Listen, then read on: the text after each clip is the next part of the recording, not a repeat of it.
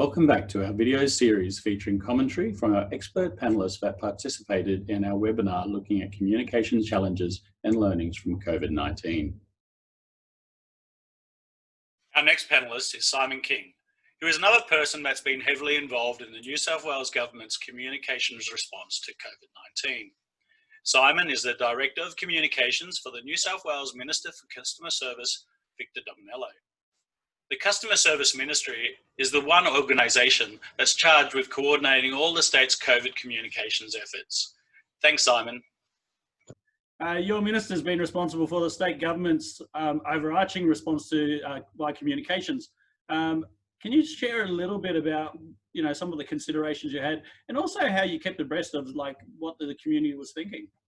So our task initially was to build awareness. It's a pandemic, we've got to make people aware and quickly. And on the second front, we wanted to drive traffic to newsouthwales.gov.au, which was the source of truth. So that had all the COVID-19 information, finances, health, what you can and can't do, and business information. Now, in terms of success on that front, so far that's had 7 million hits, and that's since March. So in terms of that messaging, reasonably successful. But I just want to draw, just in terms of our delivery, and again, building on what Judy said, Judy and I will be talking again at 4 o'clock this afternoon. I just want to see if I can bring up the screen one of what I think is one of the most transparent bit of comms that took place during this whole pandemic. Which is this heat map. Can you see that all right, Peter? Yep. Okay, so what this shows was, and no others, when we first this hand in hand with health, no other state or territory had done anything like it.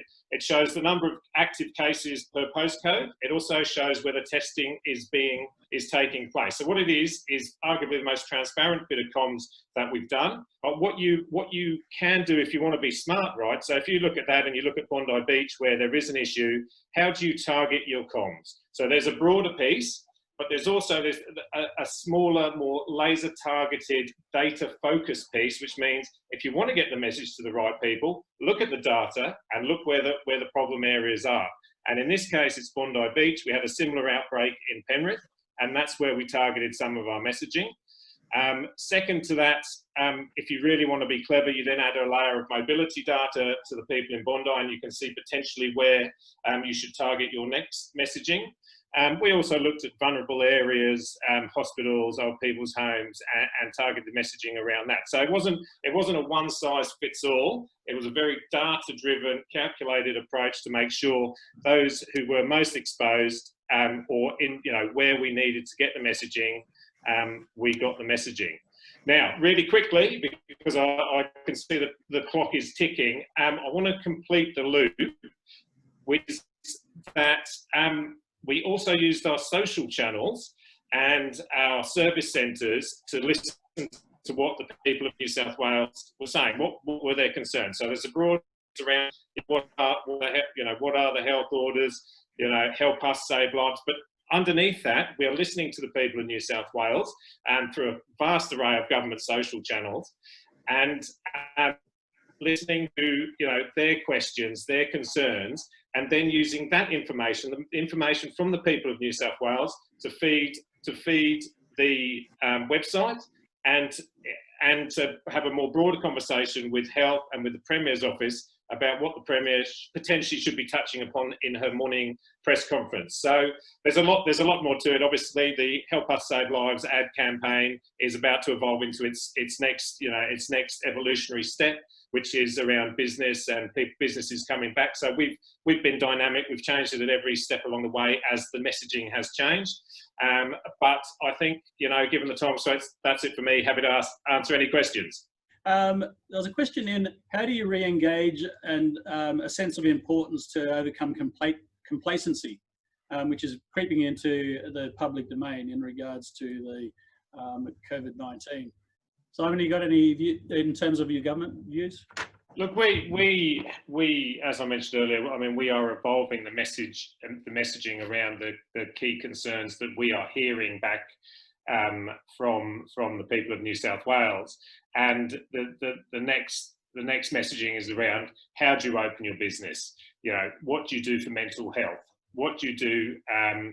You know, the various steps around financial assistance. So these are the things that people are saying to us are important. There are also things where we've got to lead the way and offer guidance, and we work closely with health to make sure we do that. I am going to ask you all to make a final statement, a final comment in regards to what communicators should be thinking about and marketers should be thinking about into the next 6 months. Yeah, well, to Judy's point and Steve's point, we really are entering in Australia, our experience has been different to other parts of the world, but we really are entering a pivotal moment where, you know, we have, thanks to some great work, flattened the curve.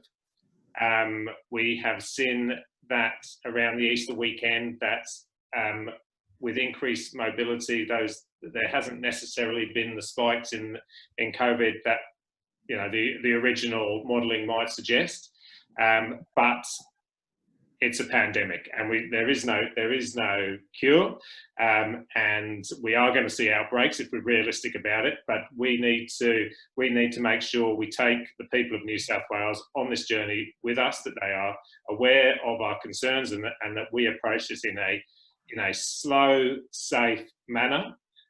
So when there are outbreaks, Judy and the team at Health, you know, have the capacity in the system to deal with them. So look, really important moment in time for Australia, June 1.